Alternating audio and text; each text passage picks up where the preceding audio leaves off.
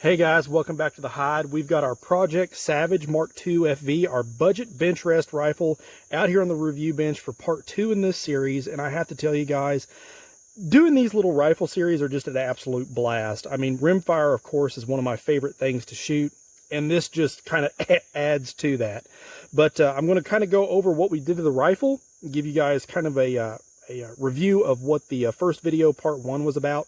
And then we're going to take a look at the before data and then the after data, okay? I went ahead and decided not to subject you guys to all of the shooting footage that I just did for this rifle post upgrades. So I'm going to include the target footage and the shooting footage as inset in this video, just to kind of give some basis and some background as to what we're going through here on the bench. So overall, like I said, we started out with the rifle as a stock unit. I shot about 8 different loads. We took the top 3 and reshot those after the upgrades today. Okay, and those upgrades included just a Boyd's Pro Varmint stock and one of their bottom metal kits, along with an EGW 20 MOA base, Burris full field E1 scope, 6.5 to 20, and some Leopold rifleman rings. Other than that, that is it. I did not bed the stock. I didn't do anything to it other than just bolt it into the stock itself and take it shooting. All right, kind of some basis for the testing we did. I did acclimate the barrel to each load tested for 15 shots and then proceeded to accuracy testing. So, and also let the barrel cool in between different loads. So let's take a look at our first target going back to pre-upgrades. So this is what we did originally. Let's take a look at the CCI standard here. That's everybody's favorite. So as you can see in stock form, now this is the target that I shot with the rifle in the factory stock, factory everything, and a little 4 to 12 scope, okay? So we had an average group size of 0.499 inches, okay? So that's pretty dang good. I mean, that is really, really good, okay? There is nothing at all wrong with that, shooting that kind of ammo, okay?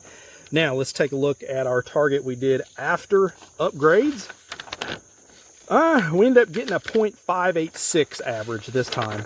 And honestly, I could have probably pulled a few mulligans there. That one, and maybe that one. I'm going to blame it on the ammo. Don't tell anybody. But I don't omit any results. So this is what we got. Okay. Now I can say one thing after shooting this rifle is it does feel like the rifle is more consistent shooting it. I do feel like I can get a more consistent trigger press with the pistol grip that's on this stock versus the factory unit. So does it really equate to accuracy and precision in the rifle, or are you just really taking advantage of what is already there? I'll kind of leave that up to you guys to decide. But let's take a look at our second group here. Okay, so this is the Ely match target that we did pre-upgrade. So we had an average group size of 0.475. All right. And here is post-upgraded 0.668. Yeah, so not great at all. I don't know what the deal is with that load there. It just did not feel good all the way through. This right here, this group here, I'm pretty sure that's probably me. I'm not going to lie, when I was shooting this group, I was pretty much getting carried off the range by mosquitoes. So that could have been me, but again, these are the results that I've got. So that's what I'm going to show you. All right. And finally, the Lapua Midas Plus, the most expensive ammo on the bench. This stuff, like I said, guys, is like $22, $23 a box. It is ridiculously expensive for 22 ammo. But we had a average group size of 0.500 inches pre-upgraded. Pretty dang good. I mean, that's good. But again, you're looking at $23 round, or $23 50 round box of ammo, so it should be good. And I tell you, this right here just makes me absolute smile. We got an average group size post-upgraded rifle, 0.326. And look at some of these groups. This is just absolutely amazing. Now, I don't know. I was just really settled in. Could it be me? Could it be the rifle? I don't know. But I tell you what, that absolutely shoots, man. That just shoots. You got to understand, this is a less than $200 rifle in a less than $200 stock with a decent little scope. It's nothing major. Little rail. Now granted, like I said, the ammunition is really expensive, but guys, for basically a factory rifle in a not so fancy aftermarket stock, I will take that any day of the week. You could probably win a match or two or come pretty darn close with results like that.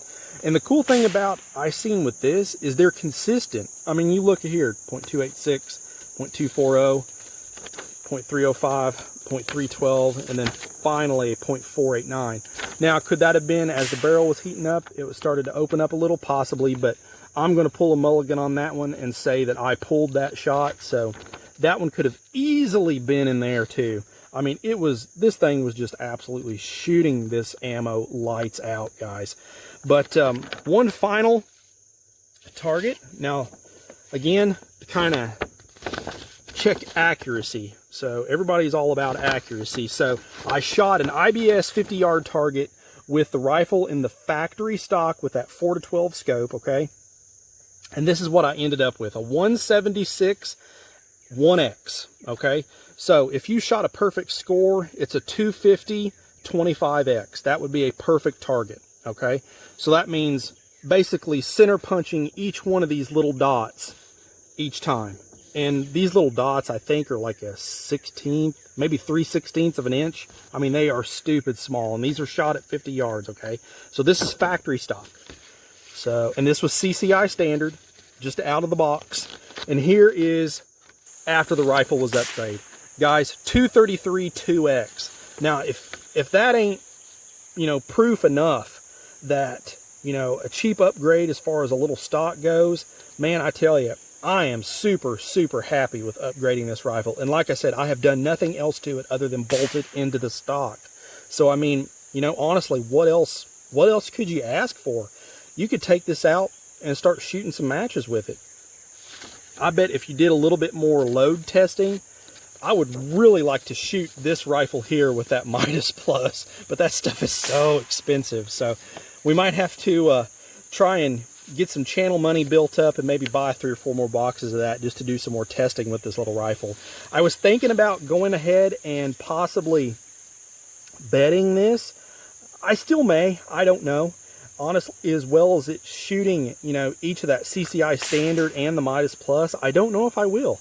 Let me know in comments if you guys think I should or not. If you would like to see me shoot one of these IBS targets with the Midas Plus, drop me a note down below in the comments. I'd really like to hear you guys' opinion on that. But then you see, factory rifle, 176 1X, upgraded rifle with the Boyd's Pro Varmint stock, 233 2X. What else can you do, guys? Let me know down in the comments. I appreciate you guys watching. I hope you like this little series. We may do a little bit more, maybe something else on another rimfire rifle as we start to wind this year down. But hit me up over on the Facebook page. I'm always glad to talk to you guys over there. We're still trying to push for those 10,000 subs, guys, and I can't do it without you. So please like, share, and subscribe. It really does help the channel to keep this going. So, and I want to keep bringing content like this to you guys if you like it. So let me know. And as always, shoot straight. Later.